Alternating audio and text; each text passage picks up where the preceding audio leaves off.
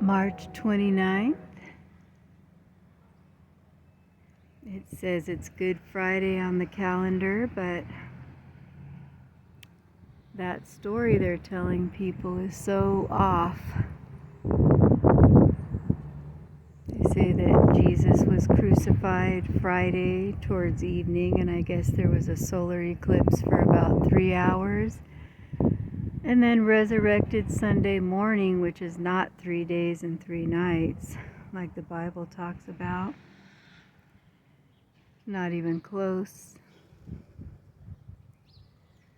So the real Yeshua, or prophet that came into the world to teach about who and what we really are, wasn't trying to make a religion about himself. He was teaching us about the Christ within. And so while people are looking for a physical man to come back to the earth named Jesus Christ, Christ wasn't his last name. Christ is when you wake up, like the term Buddha. It just means to be awakened and find the light inside yourself, the Christ inside yourself.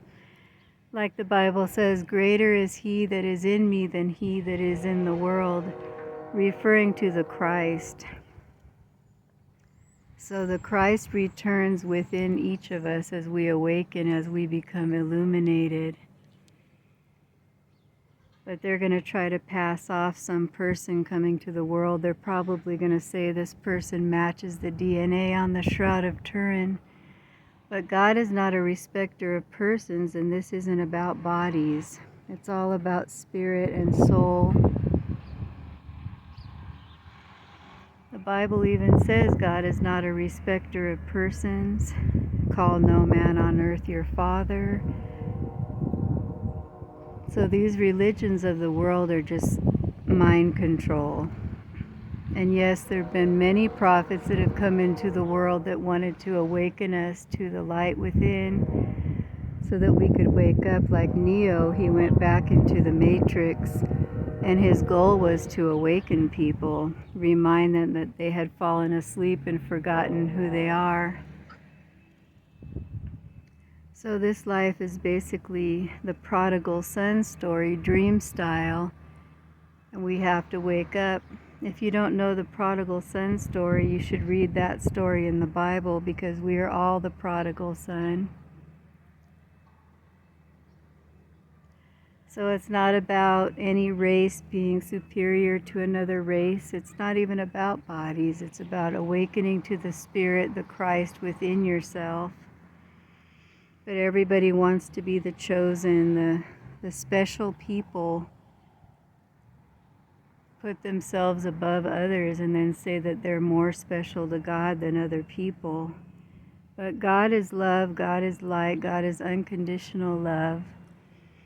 And I recommend an audiobook you can listen to for free on YouTube. It's called The Secret of Light by Walter Russell, and it's read by Brian Scott. It's an amazing book, and it talks about how this life here is all a play of light.